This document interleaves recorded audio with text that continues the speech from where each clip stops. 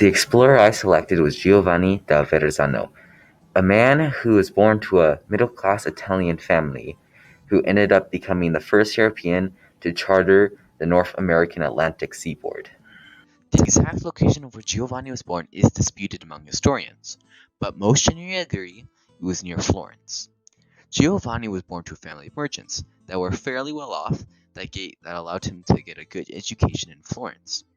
After his education, Giovanni moved to Dieppe, France, and he entered into a maritime trade as a merchant, and he would make several voyages to the Levant to collect spices from the Arab traders. Giovanni made several voyages to the Levant in his early years. He was originally a merchant and he would purchase goods from the Arab traders.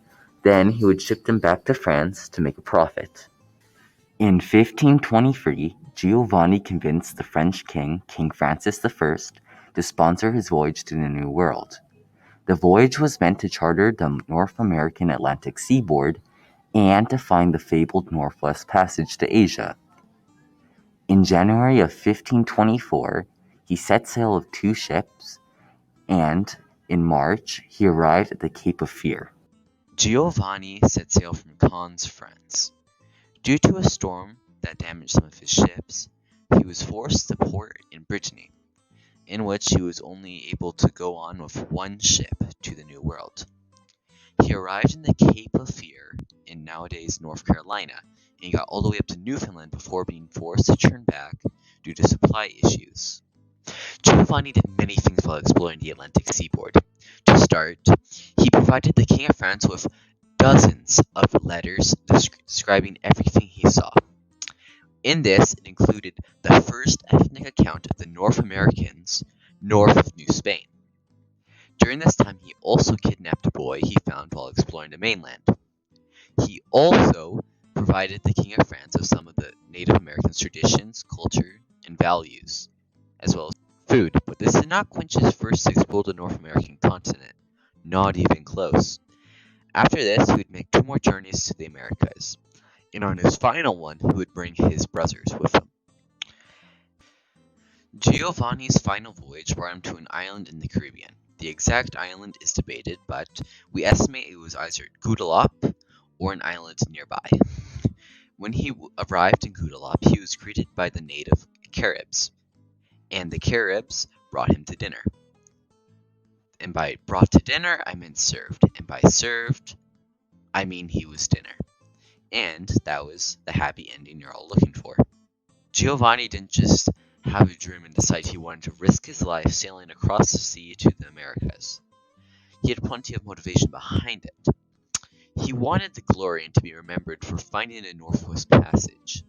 And coming with that is plenty and plenty and plenty of gold from France. To be stinking rich and to do the thing he loved most, which was setting sail on the seas and exploring. Giovanni would serve as a major inspiration to future explorers, and his legendary accomplishment of charting the American Atlantic seaboard would not go down in vain. In fact, I think we've learned many things about him and many lessons, but I would say the most important thing here we've learned is that never accept a dinner invite from strangers, or else you'll end up like him, in a stew. I wouldn't call him an invader. While he did make some claims, it wasn't anything formal, nor anything that actually invaded the peoples of North America. I would call him more of an explorer who decided to make a couple claims while on the way.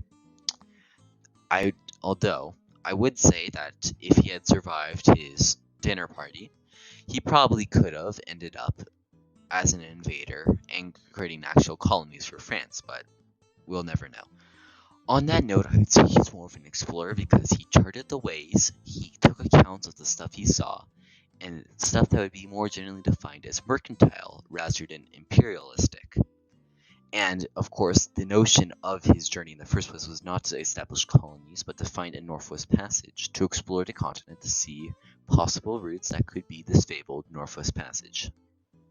This is the end if this wasn't obvious enough to you, with the huge title that says THEEND, which spells out the end.